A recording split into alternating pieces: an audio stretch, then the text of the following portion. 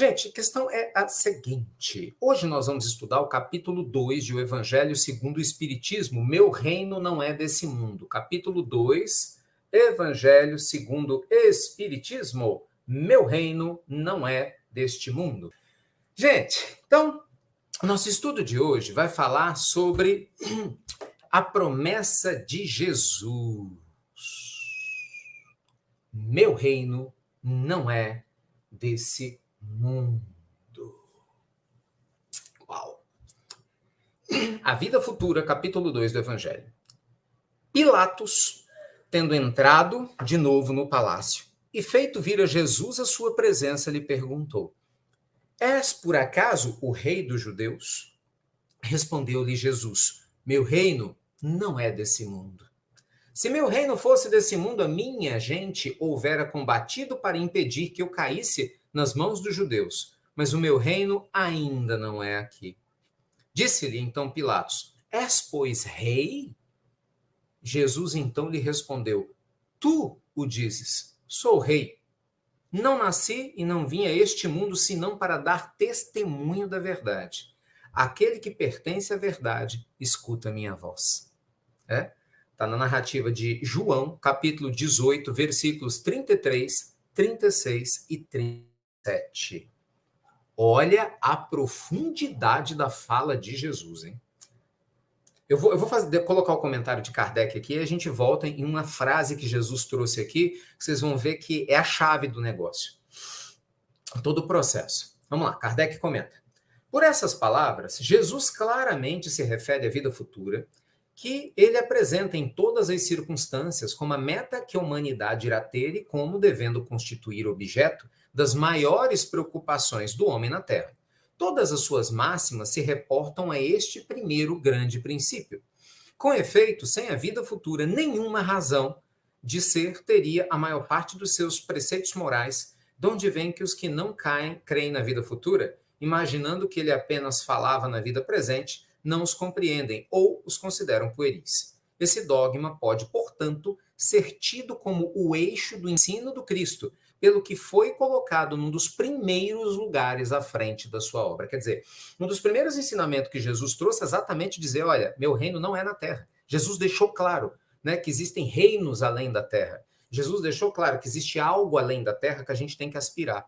Ele deixou claro, e deixaria em várias outras passagens bíblicas, né, a importância da vida futura, a importância da gente entender a reencarnação, a importância da gente compreender que nós estamos aqui de passagem, que aqui é apenas um processo de transição existencial.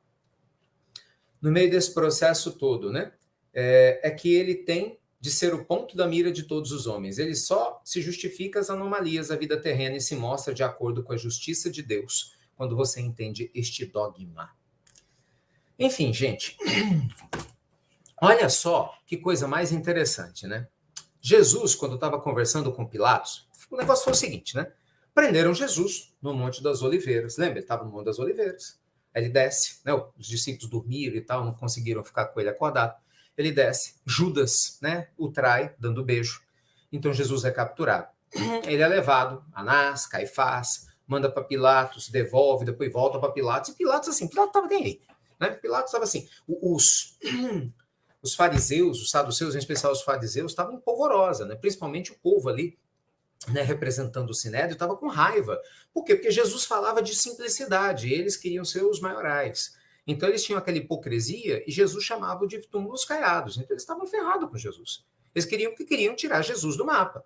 Então tinham conseguido prender Jesus. Tanto fizeram que conseguiram prender Jesus. Então, para não ficar feio, eles queriam, como os romanos é que prenderam Jesus, né? Porque os judeus não tinham exército, os romanos é que prenderam, eles queriam que Jesus fosse crucificado, que fosse, enfim, torturado e assim por diante. E Pilatos, tava nem aí. Pilatos, sabe aquela que encheção de saco, né? Lá o responsável por todo aquele negócio, ele olhava para os judeus, tipo, ai, que saco, ter que resolver esses problemas desses povos. Eu já expliquei isso outro dia, né?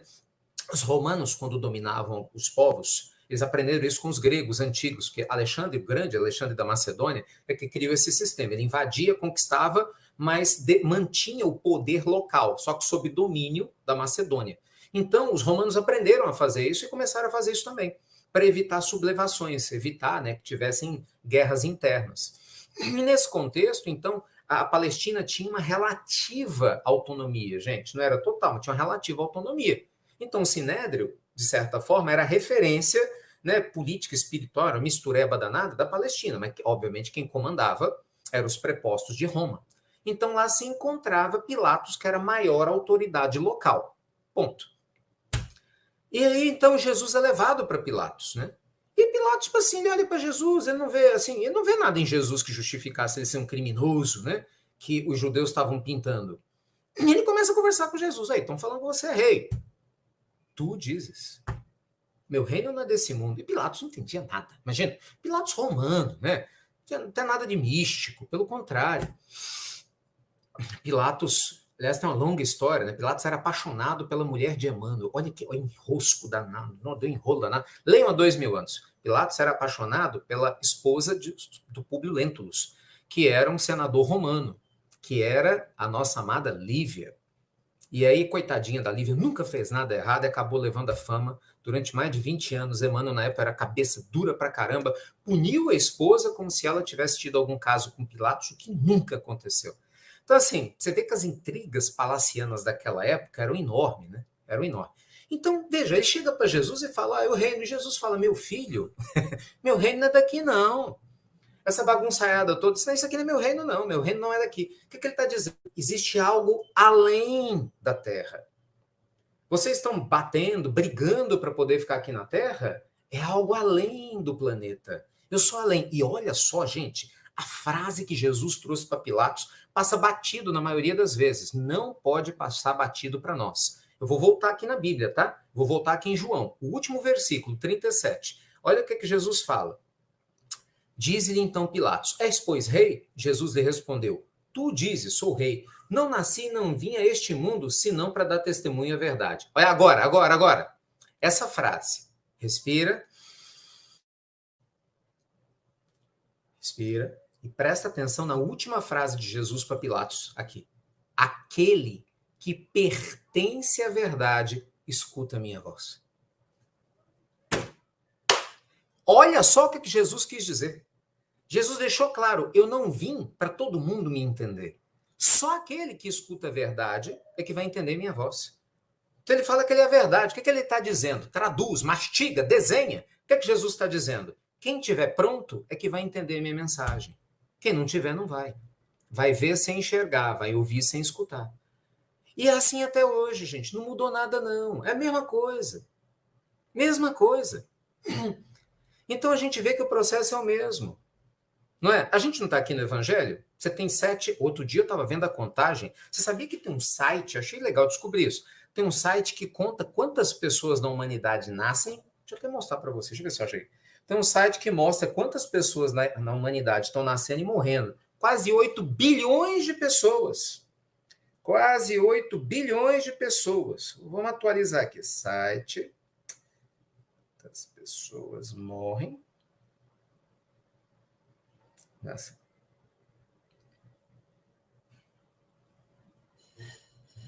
Breathing Earth. Acho que é esse mesmo. Cadê ele? Aqui, ó. Estamos, 7 bilhões 918 milhões. Até agora já nasceram 179.910, 11, 12, 13 pessoas. Deixa eu ver quantas estão desencarnando hoje. 75.541, 2, 3. Quase 80 mil pessoas já desencarnaram hoje. Estamos em 7 bilhões e 900 milhões de pessoas na humanidade. Interessante, né? Então, veja só você. Desse quase, vamos arredondar, né? 8 bilhões de pessoas da humanidade, quantas estão prontas para entender a mensagem do Cristo? Quantas estão prontas para compreender o convite à reforma íntima? Quando você olha as músicas que mais fazem sucesso no mundo, olha o tipo de letra. Você olha o tipo de hábito que as pessoas mais adoram na hora do lazer. Isso explica muito da alma de cada um de nós na humanidade. Não é puritanismo, é fato óbvio. Cada um gosta das suas afinidades, obviamente, né? Pé de laranja da laranja, goiaba da goiaba, macieira da maçã. Simples assim. Então a gente vê que sintonia, gente, é um processo que acontece continuamente, mas a sintonia superior é um processo de evolução. Então, para a gente entender, quando Jesus fala, meu reino não é desse mundo, o que ele está dizendo? Não se apegue ao planeta Terra. Não se apegue às dores de agora, não se apegue ao que você está passando agora, porque isso vai passar. As dores que eu e você passamos, isso não se define, isso não define você. Isso não define você. Você consegue entender isso? Você não se define pelos seus problemas. Você não é definida pela pessoa que te traiu, ou mesmo que você tenha traído alguém. Você não é definido pelo aborto que eventualmente tenha praticado. Você não é definido pelo erro que praticou no passado, né? E também não é um acerto que te define, né? Cuidado, nós somos seres, gente, condenados, entre aspas, à eternidade. Né? Lógico que a expressão seria fadados à eternidade. Herdeiros de nós mesmos. E herdeiros do nível de consciência que a gente já dá conta de construir. Então, a consciência da vida futura, como Allan Kardec coloca aqui, é o patamar básico. Se fosse uma construção, é a base, que é a parte mais difícil. Para você ter certeza. E eu te falo porque eu vivo isso. Eu penso muito nisso. Eu já contei para vocês. Quando eu conheci o Espiritismo, e vamos lembrar que reencarnação não é o Espiritismo que trouxe, né? A reencarnação existe no mundo desde que o mundo é mundo. Né? Nós vamos encontrar reencarnacionistas lá atrás, no Antigo Egito, né? Nós vamos encontrar na Índia Antiga. Então a doutrina ela veio explicar o processo, não criou reencarnação. Então o que a gente percebe? Que inclusive Jesus fala da reencarnação de maneira indireta. Depois nós falamos sobre isso. O que a gente percebe? Nós estamos aqui de passagem. Só que se isso não cai na tua cabeça, a vida ela fica muito mais dura. Porque fica difícil de entender. Por mais que muitos teólogos e amigos que merecem nosso respeito e sempre respeitarei de outras religiões tentem construir teses, né, extremamente bonitas, e tem pessoas que têm uma excelente oratória, têm uma excelente retórica, porque a vontade de Deus, porque a desigualdade que existe na Terra é fruto dos homens, Deus não apoia as desigualdades. Sim, mas existe exatamente um porquê. Porque por mais que a desigualdade na Terra seja fruto dos homens, então por que não é você que está passando pela desigualdade ou outro? Entendeu? Peraí, normalmente quem fala sobre isso, não, por mais que a violência aconteça, a desigualdade aconteça, se fala isso nos púlpitos das igrejas religiosas, não é a vontade de Deus. Realmente, isso não é a vontade de Deus. É o homem que constrói essa desigualdade. Realmente é o homem, mas a minha pergunta é que você não respondeu nada ainda, não é? Por que então que a desigualdade acontece com aquele João, seu Zé, a Dona Maria, e não aconteceu com você que está fazendo sua pregação? Gozado, né? Por que acontece com X e não com Y? Deus não é igual? Todo mundo não é igual perante a Deus? Não, mas isso é mistério. Aí começa, não tem resposta? Mistério de Deus. Não vamos sondar a questão de Deus. É como não, meu filho? Conhecereis a verdade vos libertará. Quando você entende que nada acontece por acaso, isso faz a diferença. Isso faz a diferença. Nada acontece por acaso, gente, isso faz a diferença. Não é? Então você começa a entender, peraí, se eu nasci na família que eu nasci, tem um motivo. Esses espíritos que foram meu pai, minha mãe, têm uma ligação comigo, eu não sei qual é, mas tem. Meus irmãos, quem são meus irmãos? Por que eu tenho mais afinidade com um do que com o outro? Tem um motivo. Não é? Poxa, eu acabei cruzando com fulano, com ciclano no meio da vida, né? Aí casei aqui, não casei lá, tive uma dificuldade. Por quê? As pessoas que cruzam o teu caminho, você acha que é de graça?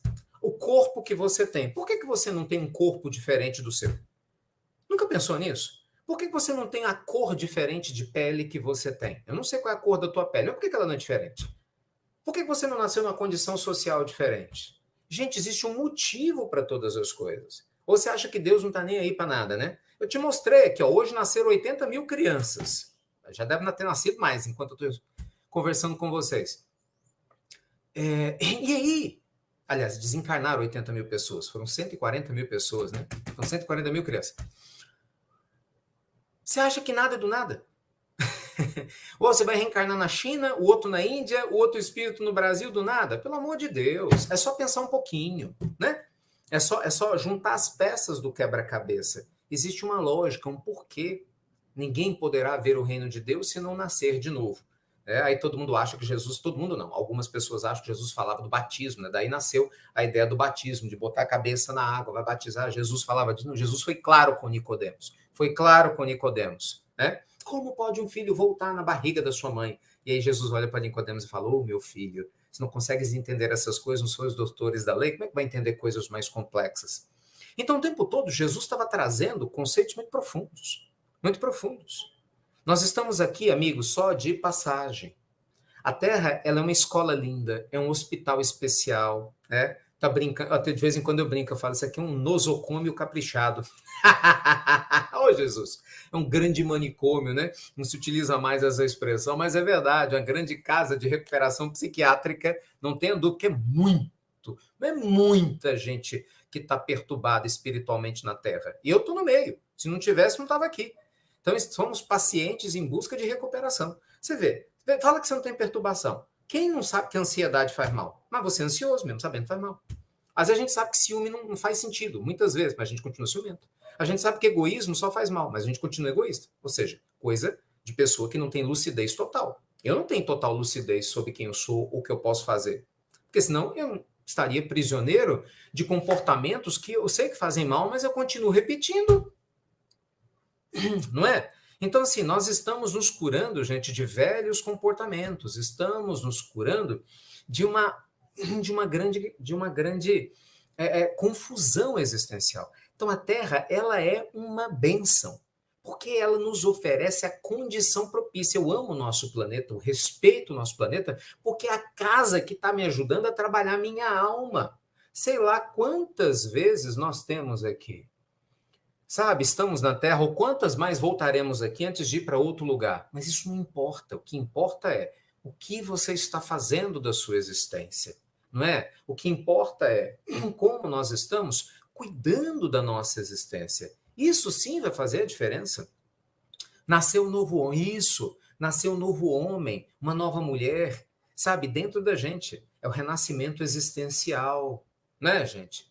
É o renascimento existencial. Então, isso é muito importante. E muitas vezes, infelizmente, a gente se perde no meio do caminho, a gente se perde no meio da jornada, sem se dar conta. Sem se dar conta. Então, ó, se liga!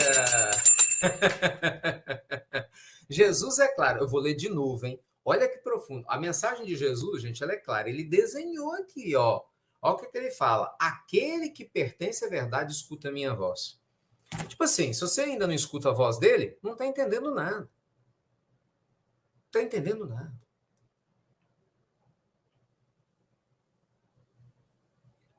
Não é? É profundo demais. Esse capítulo 2 do Evangelho é excelente. Estudem ele. Uma sugestão, vocês que estão aí em casa, ou no trabalho, de repente você quer uma referência de estudo, pega o capítulo 2 do Evangelho, porque eu só li o iniciozinho, o trechinho, né? Estudem ele.